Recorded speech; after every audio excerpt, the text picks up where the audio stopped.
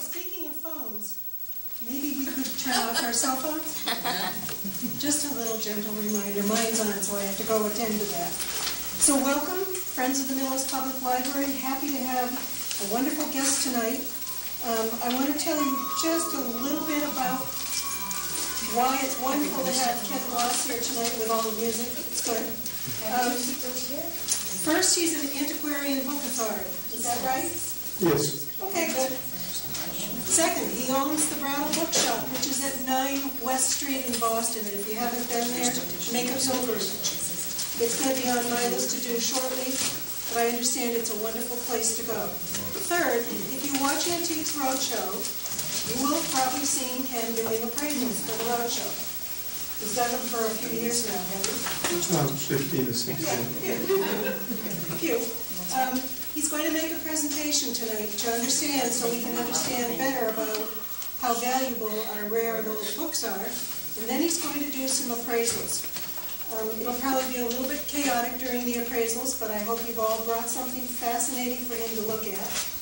See if what you've got has value in it. And with that, I would like to say, please help me welcome Ken Bloss. Thank you. Is this going through too loud, or is that all right? Or? Perfect. All right.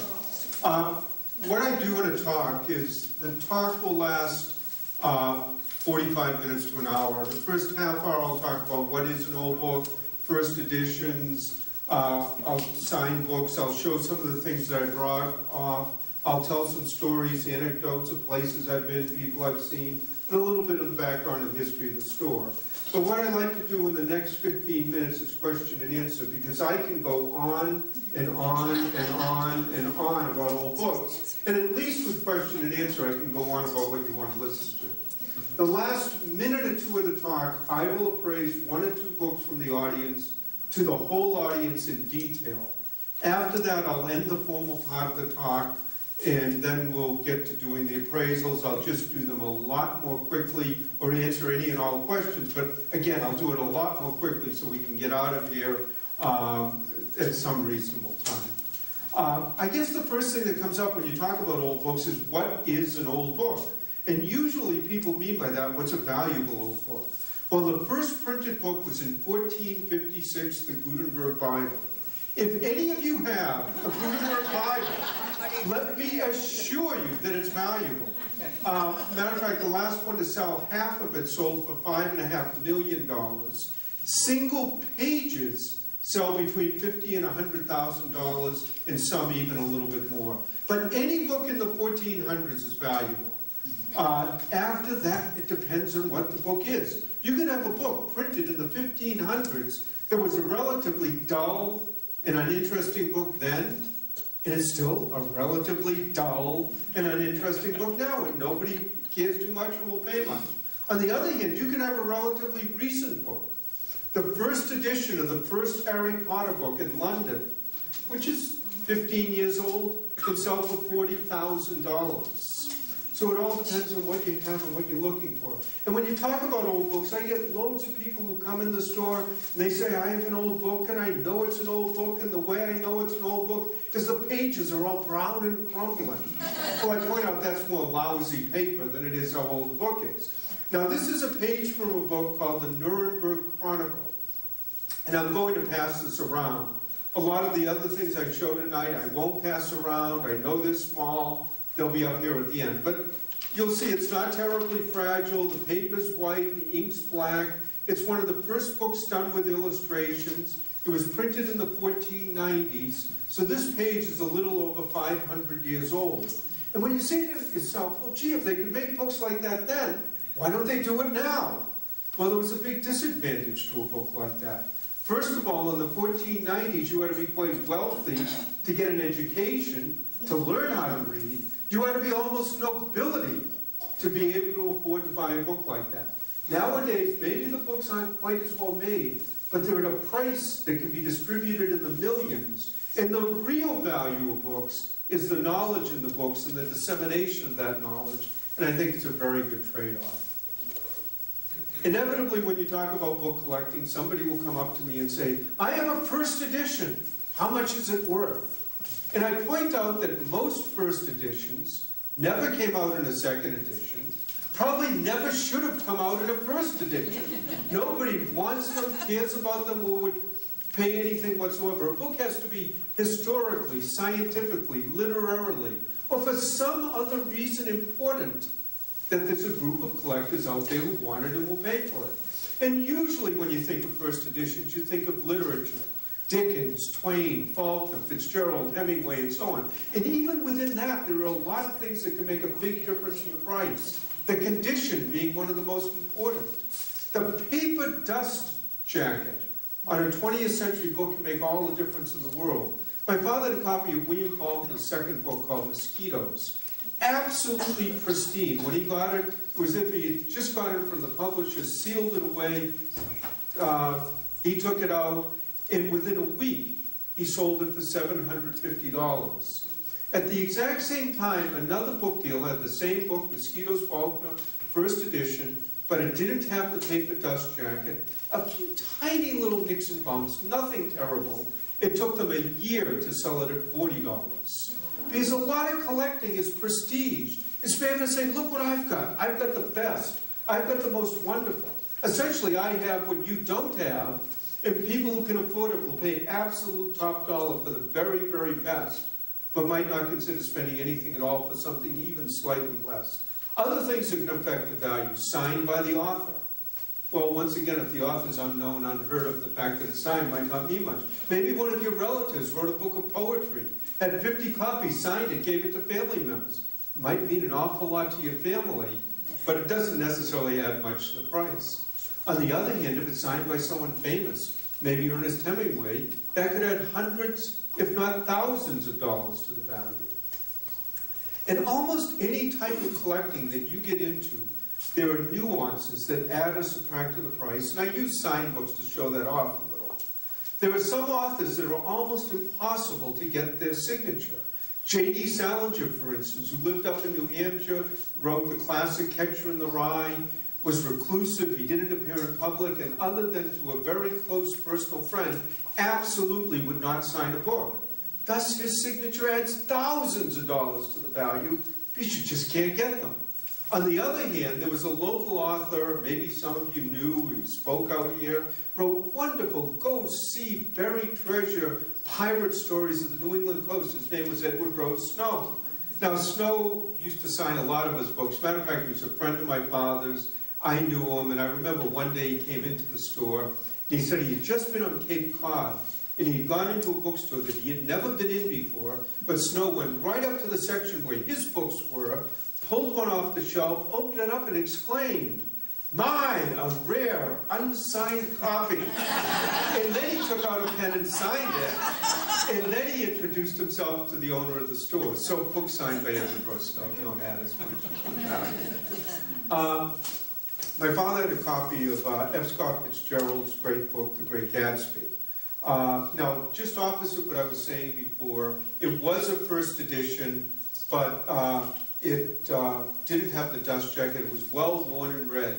But when you opened it up, it was inscribed, "To the greatest living poet, T.S. Eliot, sincerely F. Scott Fitzgerald." Now, in addition to that inscription, when T.S. Eliot read the book, he made marginal notes, annotations, crossed things out, added things into just about every page of the book. That book now would be worth $200,000, $300,000, maybe even $400,000 because of the association. One last story on autographs and manuscripts. There was an autograph and manuscript dealer in Massachusetts. He was actually one of the most prominent in the world. But when he was a young boy, he used to collect books by Robert Frost. And he knew Robert Frost. And when he was 13 years old, he went to London. And he bought a copy of Frost's first book called A Boy's Will. Now, it's very complicated what really is the first edition. He paid a very good price for it at the time. Came back to Boston. A few weeks later, he met with Frost. He was very proud of himself. He said, "Look what I've got." Frost looked at it and said, "What did you pay for it?" And he told me. Frost said, "Give me the book." Frost opened it up, and in the front two end papers wrote a two-page description of how to tell the first binding from the second, from the third, from the fourth, why they changed bindings, the different colors of the bindings, on and on and on, signed it, closed the book, handed it back to the boy, and said, Now it's worth what you paid for it. In any case, let me digress a little, give you a little bit of the history of the store and my background. The history of the Brattle Bookshop goes back to the 1820s. But for all practical purposes, it was going out of business in 1949. My father was getting married, my mother had $500, and with that they bought half interest in the business. And it's always been in Boston. People are in Harvard Square and Brattle Street saying, "Where are you?" We tell them we're downtown. When my parents first bought the store, there was a little side street in what was Scully Square called Brattle Street. To make it even more confusing, the street doesn't even exist anymore. It's where Boston City Hall Plaza is now. And my father built the store with his great love of books, his hard work, his knowledge, and he was also a bit of a character and a showman. We've had 7 different locations over the years, mainly due to urban renewal. And every time the store would move, when it was planned, my father would move the best books to the new location, then he'd run sales. Half price, $1.50, quarter, dime. Last day of the sale, though, everything was free. And he would literally have hundreds of people line up with bags, packs, satchels, whatever. Ring a big bell, they'd go charging into the store, grab whatever they could grab. 5 minutes later, he'd ring the bell again, that group would leave, the next group would come in, and he gave away over 250,000 books that way. Now, the last time he did this was in 1969, and we were moving from the end of Washington Street to West Street, where we are now. And at the end of the giveaway, there were books left over. And like I said, my father was a bit of a character and a showman, if you can picture this. He hired a covered wagon with a cowboy and a horse feed. And on the cover of the covered wagon, it said, "Go West, book lovers. Go 5 West Street, Brattle Bookshop." They loaded it up with books, and they drove it from the end of Washington Street, near Boston City Hall, up Court Street, down Tremont by the Boston Common to where West Street is. And then back down Washington Street with my father sitting in back, throwing books out the whole way. Now, the superintendent in charge of traffic was a friend and told him he could do it all morning. Within an hour, the city was at an absolute standstill. They told him to stop. He didn't care. He'd gotten his point across. And when we first moved on to West Street, we were in a 5-story, 150-year-old wooden building, absolutely crammed full of books. In February of 1980, I got a call at 4 o'clock in the morning. The building was on fire. It literally burned to the ground. I mean, it was 100% gone. But we didn't want to go out of business. We wanted to keep going, continue. We found a storefront a few doors down the street. We rented folding tables. People either gave us, sold, donated books. Kevin White, who was the mayor at the time, came down with a carload of books. And within a month, we reopened. It was a meager stock, but the main thing was just continue. Over the next 4 years, we slowly but surely rebuilt the stock. And then 4 years after that, again, a few doors down on West Street, we bought the building we're in now. And it's sort of the old Dickensian type of store. Outside stands at $1, 3 and 5, 2 floors of general used books, and then a 3rd floor with rare books, autographs, manuscripts, first editions, leather bindings, and so on. In that type of business, the large, old, general, secondhand bookstore, particularly in the inner cities, is a dying business. It's not dying because people don't buy books, read books, buy and sell, whatever, but in the inner cities, the property value has gone so high, that rent has gone so high, that old bookstores, which are not the most efficiently run businesses in the world, one right after the other, have been closing up. And in the last few years, the internet has just speeded that process along. Now, like I said, we bought our building in the early 80s, so I hope to do this for years to come. I have daughters who are in their late 20s and early 30s, and I don't think they have any interest in coming into it the way I have. I've done this all my life. My parents say my first word was book. I don't know, maybe it was. I'm sure they were talking about them all the time. And then I worked after school in elementary school, junior high school, summers during college. I have a degree in chemistry from the University of Massachusetts. I was going to get a doctoral degree at the University of Wisconsin, but in 1973, I needed a year off. My father's health wasn't that good. That year now has been over 40 years. And I don't regret for a minute that I'm doing this and not in a laboratory somewhere.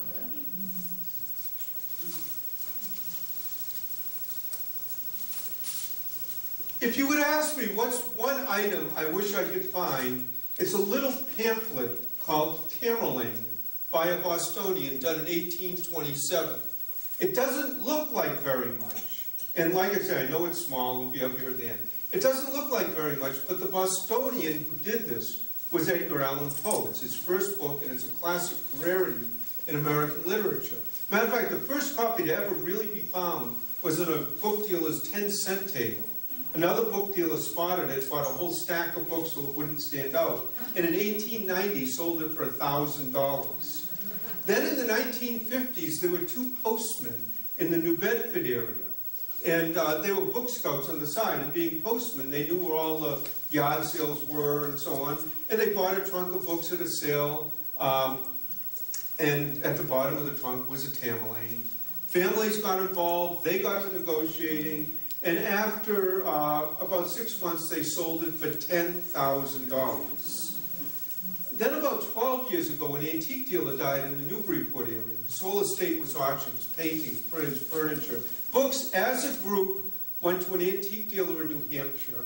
They took all the pamphlets, put them in a box, $15 each. Someone, of course, picked out a Tamerlane, and about 15 years ago sold it for $198,000, and one sold a year or two ago for $800,000. And let me just say, this is a facsimile. A lot of what I bring with me are original, but I don't bring million-dollar pamphlets. But if any of you want to go home and check your attic, cellars, basements, whatever, if you find one, please give me a call. I'd love to hear about it. A lot of the fun of collecting is learning about something, is studying it, is appreciating it. I mean, it's really your knowledge that makes something interesting and thus valuable. Someone might look at something and say, oh, that's a scrap of paper. Someone else might say, that's a broadside that led to the Boston Tea Party, that led to the American Revolution, that led to our country's independence. So it's really that knowledge and understanding that makes things valuable and interesting. Now, here's an item that on the surface is one thing, but the story behind it, I think, is even more interesting. This is on White House stationery. It's dated April 11th, 1933, and it starts, Dear Jim, I want to send you this note to tell you how happy I am that you are to represent the United States in Poland. It's a most important post, etc., signed always sincerely, Franklin Roosevelt, and it's to the Honorable James Michael Curley, Mayor of Boston. Now, on the surface, it seems like a great honor. It's an ambassadorial appointment. Well, Curley didn't think it was such an honor. Matter of fact, I think he thought Roosevelt was trying to get rid of him, which of course he probably was. And Curley's response to Roosevelt was, remember, this was 1933. He said, in Poland, with Germany on one side, Russia on the other, you should send your worst Republican enemy to Poland. He said, matter of fact, if you think it's so important, why don't you quit and go there yourself? Now, Curley's opinion of Washington didn't change over the years. We also got about 10 letters that he wrote to his wife when he was in Danbury prison. And even though these were personal letters, he was still very much the politician. And there was one quote I particularly liked. He had just got into prison. He wrote to his wife and he said, many of the four-legged creatures in my cell have more honor than the two-legged creatures in Washington. Anyways, enough of Curley. Not everything we get are books, but a lot of times we get brochures, programs. Here's a program from the 1912 World Series, where the Red Sox played the Giants. The Red Sox won the World Series in 1912, won a few more times in the teens, and up until recently, I would say, I wouldn't hold my breath. Last year was wonderful. This year will lead to next year, hopefully. But not only is it interesting as a baseball item, but on the back there's an ad for Arrow shirts and collars. Collars are $2 for a quarter, shirts are $1.50, and $2. I don't know that you'll get them for that nowadays. It's also become very popular to go on cruises, cruise ships, and so on. And I have a brochure here for a ship, tells you how wonderfully built, where to book passage, and anyone who wants to go on the Titanic. This is a brochure. And you know, almost any subject you can think of, there are people out there who are interested. There are whole societies of Titanic historians who do nothing but study the Titanic. There's also a tendency when you talk about any type of collecting, I mean, I do books and autographs and manuscripts and so on, but all of a sudden everything seems to be worth thousands, hundreds of thousands, millions of dollars. And I like to say not everything has to be high priced to be fun. Old Life magazines, for instance. Here's one with Errol Flynn on the cover. Another with Elizabeth Taylor when she was 15 years old.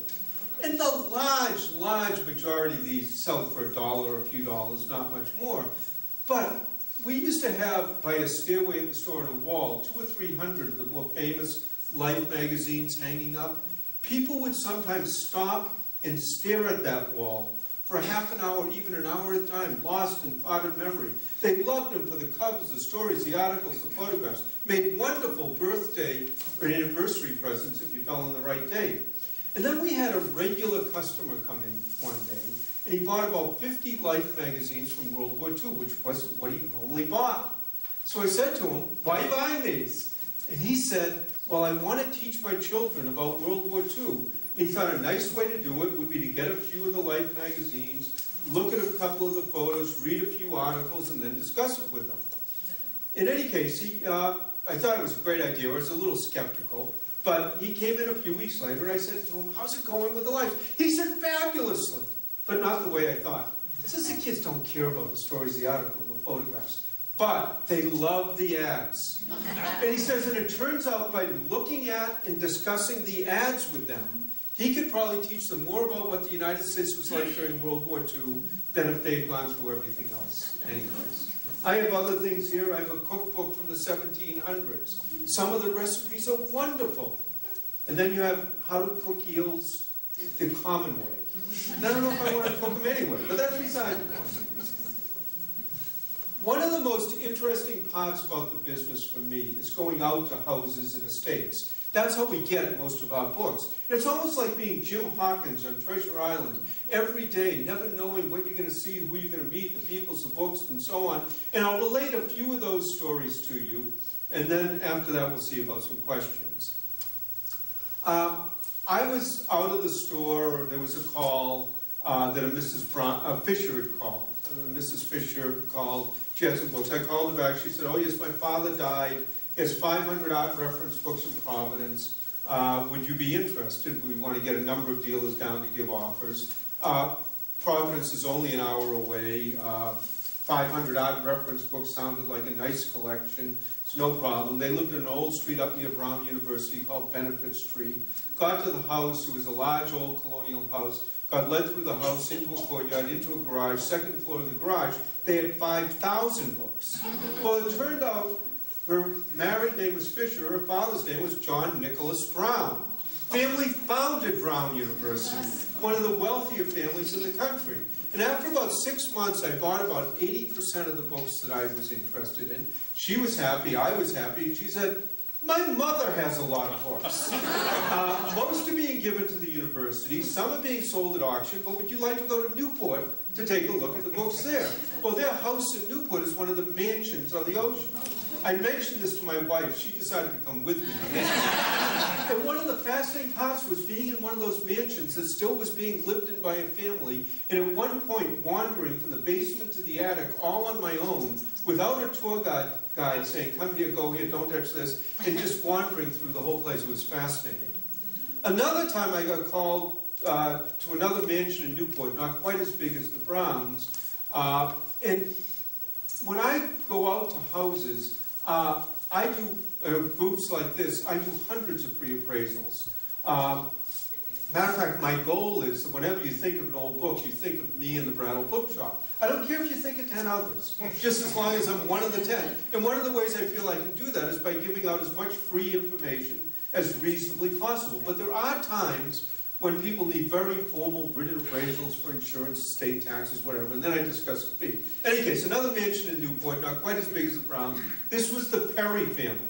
Commodore Perry, Oliver Hazard Perry, and what they had was a whole stack of papers from the War of 1812.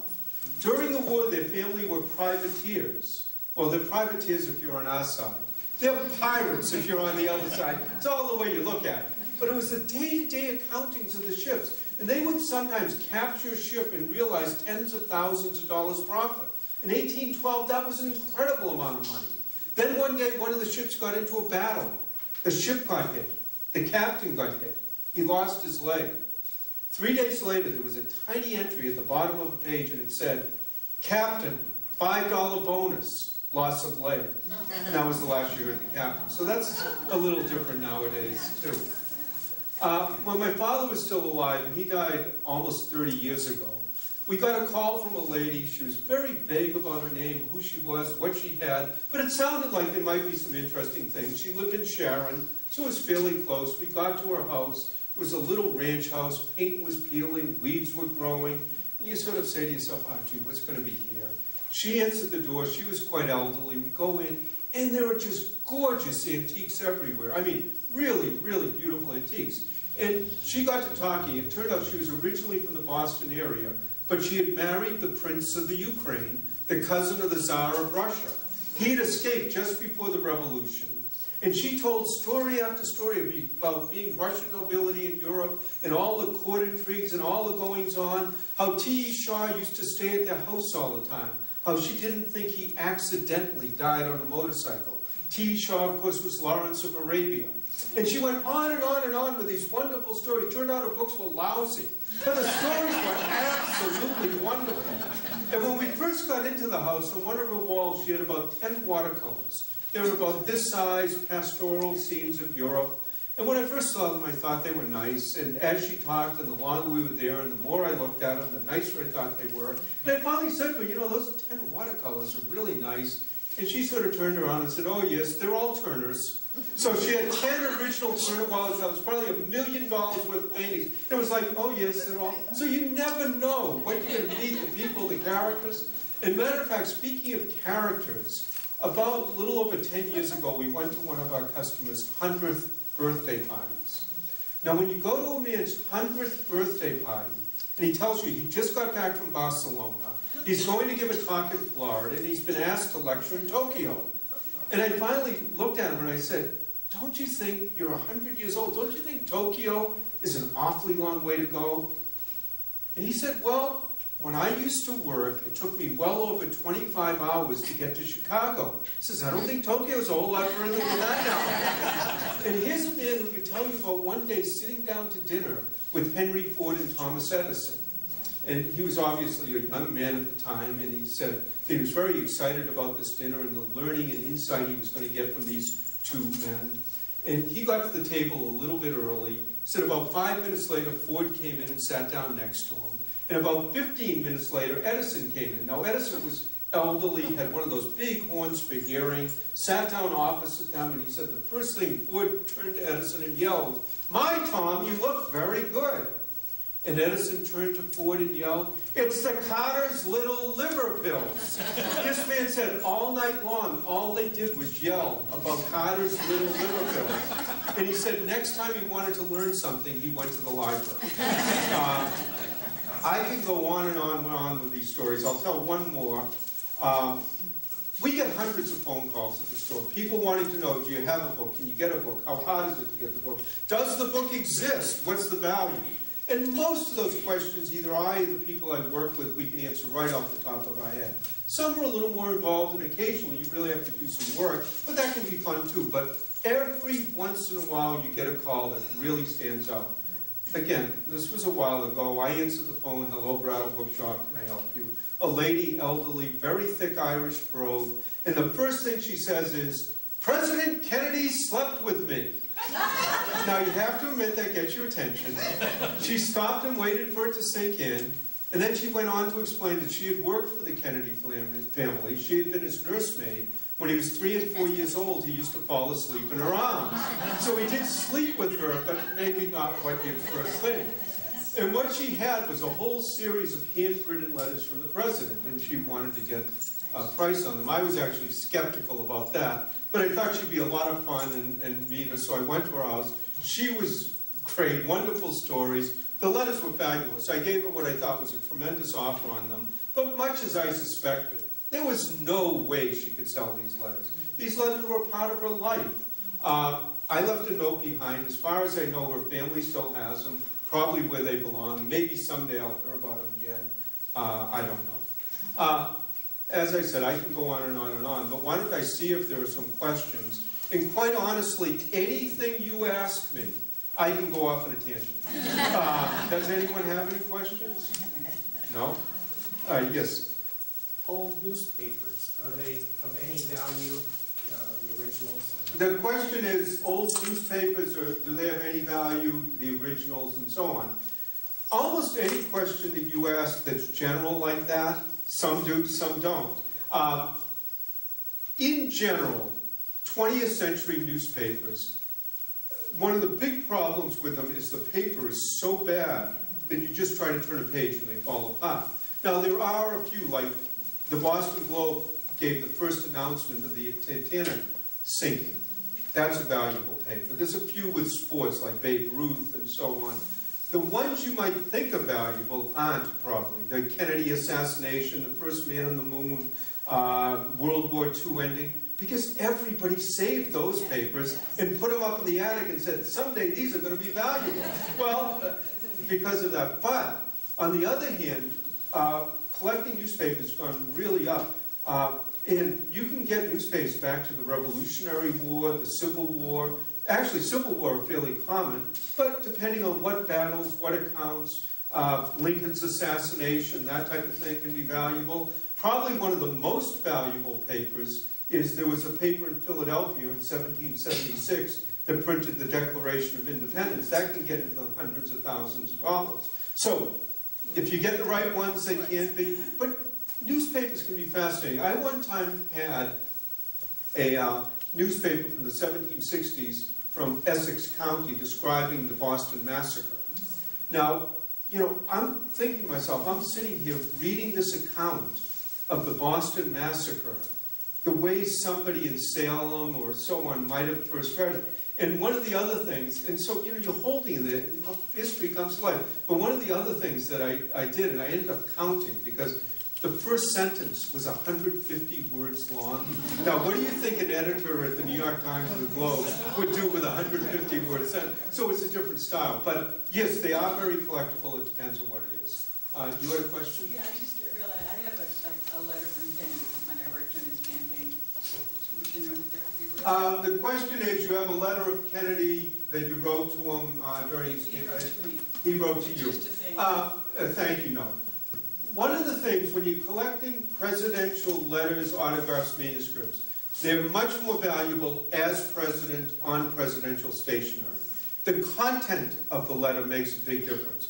I mean, if you have a letter from Kennedy saying, thank you for supporting me, there were thousands of those, and actually, it would be very questionable whether he actually signed it, as opposed to his secretary and auto pen and so on. And if the letter isn't really personal, chances are, as his career went up, he actually signed less and less and less. He didn't have time.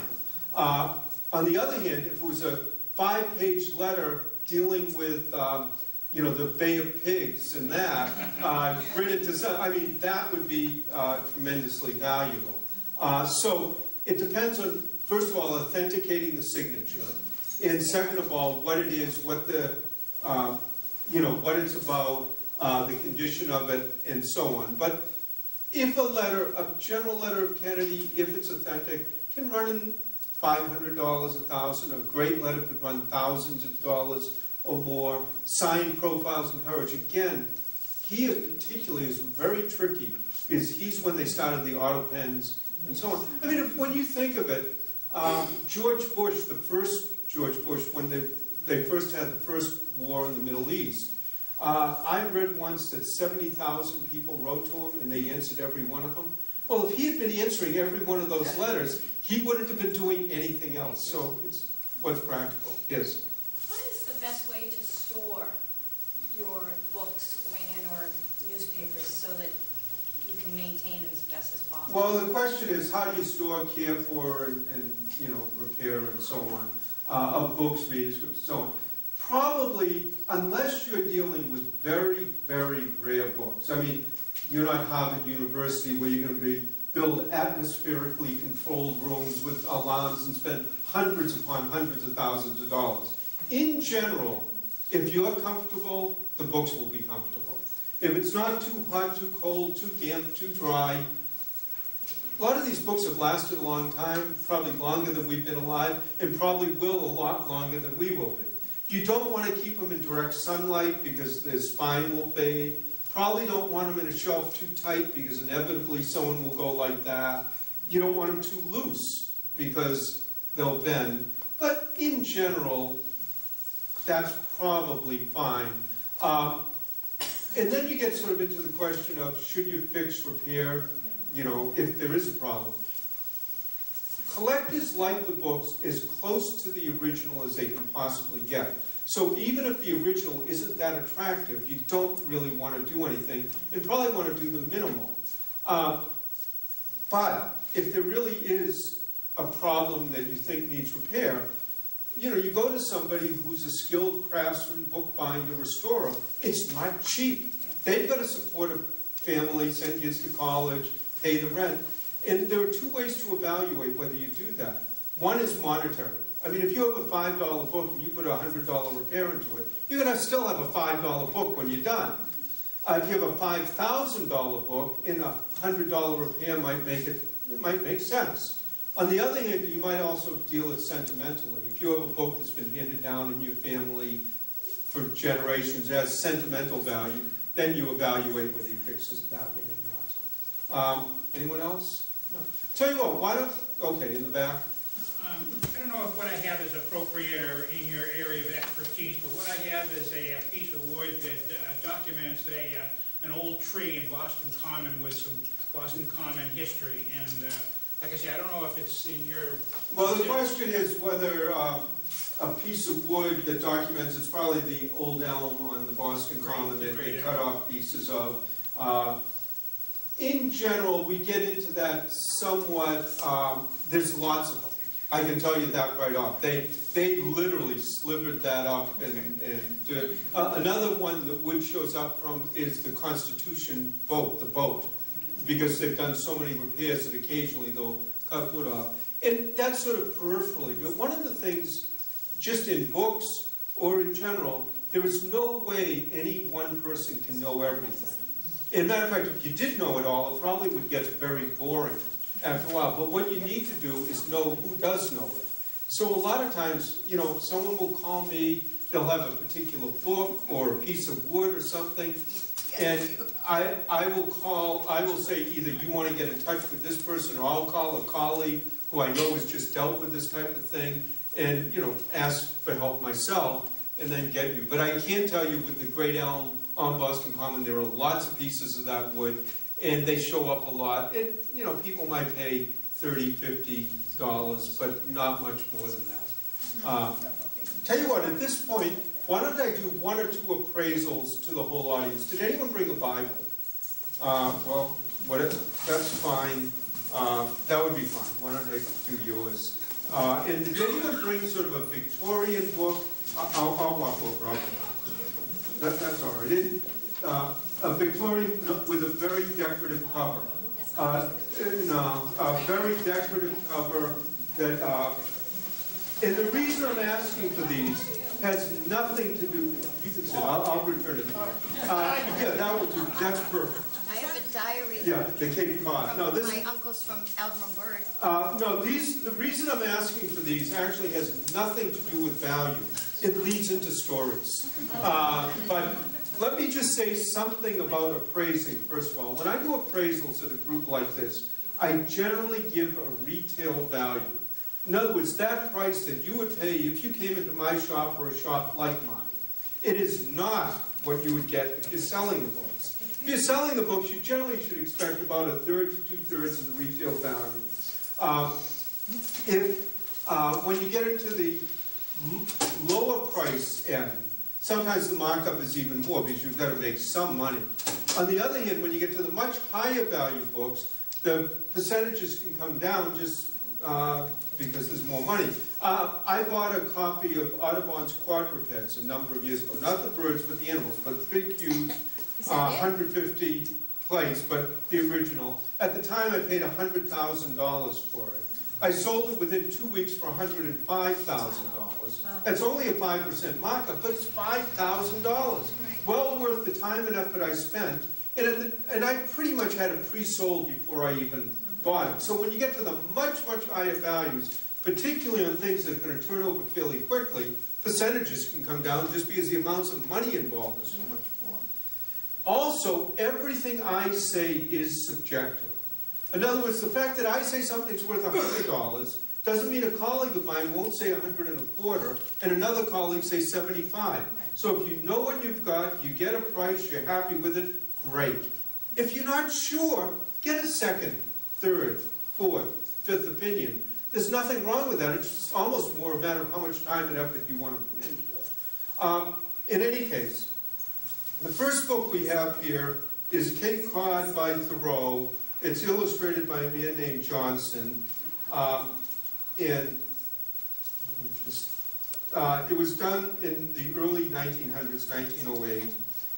It has a very nice cover. It has some sort of photographic illustrations of Cape Cod.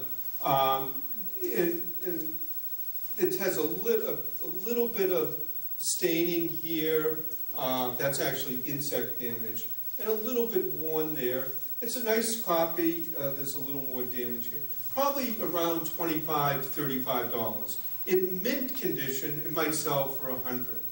But one of the reasons I asked for this is before dust jackets were widely used. Now, dust jackets go back into the 1820s and 30s, but the dust jackets as we know them was more around World War I. And now before that, a lot of publishers had very decorative cloth bindings. And the reason they had decorative cloth bindings was they figured if you walked in the bookstore and the book caught your eye, more likely you'd buy it. And there are people who collect books like this just for the decorative bindings. You can go to the library sale here, I'm sure, other places, and pick these up relatively cheaply, a lot of them. And individually, they might not seem like that much, but decoratively, as a group, they can make quite a collection. Now, some of them are fairly valuable, but you can get a nice collection. As a matter of fact, I have a collection like that myself that started off as a bit of a joke. A number of years ago, I got a book, had a picture of a toilet on the cover. The title of the book was Flushed with Pride, The Life of Thomas Crapper. In any case, I got it, I brought it home, I showed it to my wife, she took one look at it, said, we have to put this in the bathroom. So we did.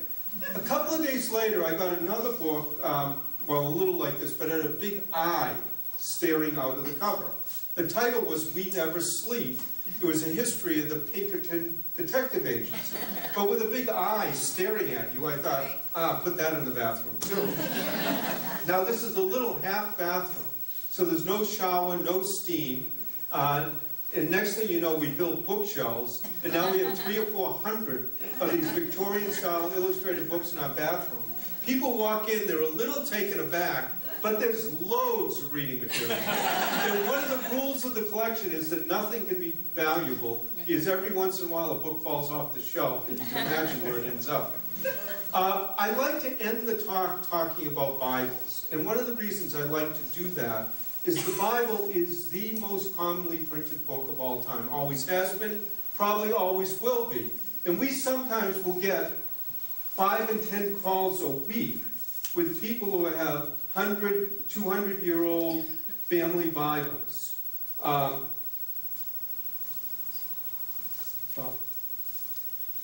is this your family Bible? No, long story. I got it when I was living in Glastonbury, Connecticut. The owner of the house I was renting said, I'm moving, take it with you when you leave. Well, that can happen. So it was left behind when you got it. It doesn't have a date on it. It's in the late 1700s, early 1800s, just from the paper. It's a large Bible. It's a little hard for me to open it up, but it has some staining around the edges. The binding needs fixed. One of the problems with these big, huge Bibles is, first of all, they're so heavy that the binding tends to give way a little. Also, this isn't the original binding that it came in. Somebody rebound this. It might have been 100 years ago, but it's not the original binding, and even that's come apart. So in repairing it is fat. The bigger the book, in many cases, it can be very expensive. So in fine shape, this would probably run a few $100s. In this condition, it's a nice item, but it's not terribly valuable. Now, when you get into the sort of the old family Bibles from the late 1800s with the beautiful embossed bindings, with the clasp and all of those can run $100 to $300 if they're in mint condition. They make wonderful gifts for ministers, priests, divinity students. But have one clasp go, have one hinge go, they lose all that value.